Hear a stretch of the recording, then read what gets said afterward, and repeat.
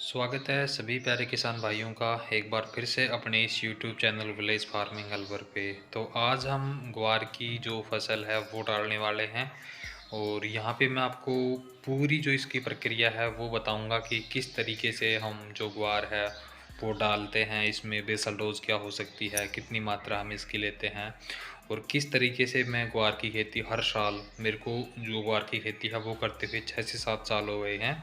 तो पूरी प्रक्रिया मैं आपको यहाँ पे आज बताने वाला हूँ। तो उम्मीद है कि यह वीडियो आपको पसंद आएगा और ऐसा है तो आप वीडियो को लाइक, शेयर और चैनल को सब्सक्राइब ज़रूर कर सकते हैं यदि आप पहली बार इसके ऊपर आए हैं तो उम्मीद है कि ज़मीन है उसको आपने अच्छी तरीके से 2 से 3 बार कल्टीवेटर और उसमें एरो लगा करके बिल्कुल आपने प्लेन कर रखा होगा। साथ में उसमें जो गोबर की कंपोस्ट खाद है वो भी आपने डाल करके पहले से तैयार कर रखी होगी। तो ये सारा काम करने के बाद में हम सीधे चलते हैं जो कि बेसल डोज या जो फर्टिलाइज़र यहाँ पे मैं डाल रहा हूँ वो आपको मैं दिखा देता हूँ एक बार। ये देख सकते हैं अपने पास में 50 किलो में यहाँ पे ले रहा हूँ डीएपी, साथ में एक बैग जो अपने पास में यूरिया है 45 किलो वो अपने पास में यहाँ पे है। उसके साथ में खेत में हम पर बीघा का आप 1 किलो जो ये रिजेंट अल्ट्रा है वो मैं यहाँ पे इस्तेमाल कर रहा हूँ, जिससे जो भी दीमक वगैरह या फसल के दूसरे जो अवशेष होते हैं उनसे कोई कीड़े वगैरह जड़ों को नुकसान ना पहुँचा पाएँ।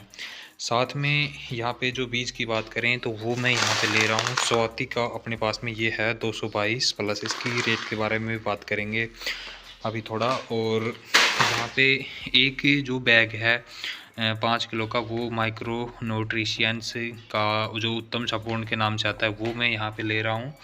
और साथ में जो एक फंगिसाइड साफ जिसमें कार्बोइन डाइजम मैनकोजैब का कॉम्बिनेशन है वो यहाँ पे ले रहा हूँ। इसको आप अवॉइड भी कर सकते हैं यदि आप इस तरह का जो हाइब्रिड बीज है कंपनी का वो ले रहे हैं, क्योंकि ये पहले से ही थायरम वगैरह से इसका जो ट्रीटमेंट है वो हो करके आता है। यदि आप घरेलू बीज का इस्तेमाल कर रहे हैं तो फिर आप साफ़ जो पाउडर है उसका इस्तेमाल कर सकते हैं या जो थायरम आता है उसका इस्तेमाल भी कर सकते हैं। तो मुख्य रूप से यदि हम बात करें इस जो ग्वार की मात्रा है उसके बारे में, तो ग्वार को आप 2 तरीके से लगा सकते हैं। यदि आप इसको हाथ से लगाते हैं एक एक बीज करके तो आपको लगभग 5 से 6 किलो प्रति बीघा के हिसाब से इसकी मात्रा लेनी है। और जैसे मैं इसको लगाऊंगा किस तरीके से, जो अपने पास में सारे फर्टिलाइज़र हैं इन सभी के साथ में इसको मिक्स करके और मैं सीधा इसको खेत में छींटा विधि से डालने वाला हूं। तो इस तरीके से करते हैं तो वहां पर आपको 7 से 8 किलो जो बीज है वो प्रति बीघा के हिसाब से लेना होगा, क्योंकि छींटा विधि से 1-2 किलो बीज है वो अपना ज़मीन के ऊपर भी रह जाता है। कुछ बीज जब हम उसमें ऊपर से मैज वाला जो कल्टीवेटर है वो चलाएंगे तो वो कुछ बीज है वो ज़्यादा गहराई में चले जाते हैं तो उनका अंकुरण नहीं हो पाता है। तो चलिए फिर सभी अपने पास में जो यहाँ पे चीज़ें मैंने ली हैं उनको हम यहाँ पे मिलाना शुरू करते हैं। जो भी मैंने आपको यहाँ पे मात्रा बताई है वो पर बीघा के आप हिसाब से यहाँ पे लेंगे। जो डीएपी है वो यदि प्रति बीघा की मैं यहाँ पे आपके पास में बात करूँ तो आप 25 से 30 किलो एक बीघा के हिसाब से जो डीएपी है वो लेंगे। साथ में हम यूरिया की यहाँ पे बात करें तो भी बेसल डोज में आप 20 से 25 किलो प्रति बीघा के हिसाब से जो आप यूरिया है वो लेंगे। जो यहाँ पे मैं मिक्स बना रहा हूँ वो 2 बीघा के लिए मैं बना रहा हूँ, तो इस बात का थोड़ा सा आप ध्यान रखें। और इसमें एक बात ये भी है कि यदि आपने जो गोबर का कंपोस्ट खाद है वो ज़्यादा डाल रखा है तो ये मात्रा आप और भी कम कर सकते हैं।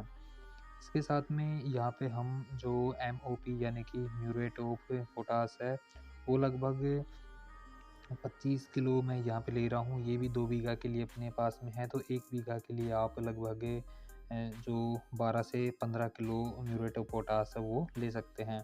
ये अपने पास में 2 प्रकार का आता है, तो यहाँ पे मैंने जो 61% वाला है वो लिया है।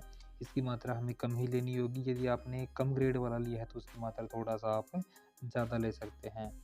ये यहाँ पे जो मैं रीजेंट ले रहा हूँ इसमें पिप्रोनिल 0.6% डब्ल्यू फॉर्मूलेशन में है और ये दानेदार रूप में है। तो इसको भी आप 1 बीघा का 1 पैकेट अपने पास में ले सकते हैं। तो 2 पैकेट यहाँ पे 2 बीघा के मैं इसके भी डाल रहा हूँ।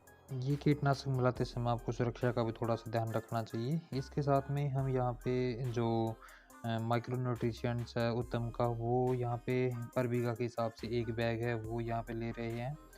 और यदि हम बात करें इन सभी की प्राइस के बारे में भी क्रम से, तो जो अपने पास में माइक्रो न्यूट्रिशंस है ये 280 रुपये का 5 केजी का अपने पास में एक बैग है, वो मैं लेके आया हूँ। साथ में हम बात करें जो रीजेंट फिब्रोनिल है तो वो 250 रुपये प्रति केजी के हिसाब से अपने पास में यहाँ पे है। और जो म्यूरेट ऑफ पोटास का एक बैग है वो हमें मिला है लगभग 1650 रुपये का 50 किलो का एक बैग। यदि हम ग्वार के प्राइस के बारे में बात करें तो यह 430 रुपये प्रति किलो के हिसाब से जो स्वाति का 222 प्लस बीज है वो मैं परचेज़ किया है यहाँ पे। स्वाति में 222 प्लस, इसके अलावा 444 प्लस और साथ में 1-2 वैराइटीज़ में और आती हैं। तो कोई सी भी वैराइटी आप लें, रिज़ल्ट है वो आपको सभी का लगभग एक ही समान ही मिलता है। इसके साथ में एक बात हमें और जो ध्यान देने की है वो ये है कि ज़्यादा यदि आपके इलाके में अभी सर्दी पड़ रही है तो आप अभी इसमें 10-5 दिन का और जो ब्रेक है वो भी ले सकते हैं, उसके बाद में आप इसको डालें। क्योंकि ज़्यादा सर्दी में हम इसको डालते हैं तो इसका अंकुरण होने में काफ़ी ज़्यादा समय लग जाता है और ऐसे में हमारे जो काफ़ी सारे दाने हैं वो ज़मीन के अंदर ही गल जाते हैं। तो चलिए फिर चलते हैं सीधे अपने खेत के ऊपर और वहाँ चल कर के और जो इसको छींटे देने का कार्य है वो हम शुरू करते हैं।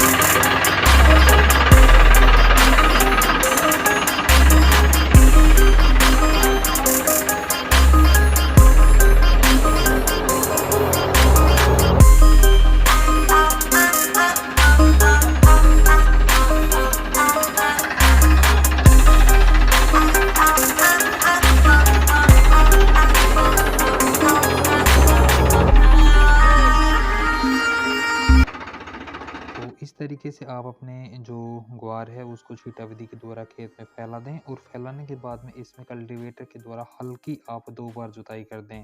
ज़्यादा गहरी जुताई ना करें वरना ग्वार के दाने हैं वो ज़्यादा गहराई में चले जाएंगे और फिर अंकुरण में समस्या है वो देखने को मिलेगी। इसके बाद में आप इसमें एक हल्की सिंचाई कर दें और चाहें तो आप खरपतवार नाशी के रूप में पेंडामेथिलीन है वो ग्वार डालने के लगभग 72 घंटे के अंदर अंदर आप एक बार उसका स्प्रे निकाल दें तो आप खरपतवार से भी एकदम फ्री हो जाएंगे। तो उम्मीद है दोस्तों कि जो तरीका मैंने आपको बताया है इस तरीके से आप अपना जो ग्वार की खेती करते हैं तो निश्चित रूप से आप उसमें मुनाफा है वो कमाएंगे और एक नया एक्सपीरियंस आपको मिलेगा।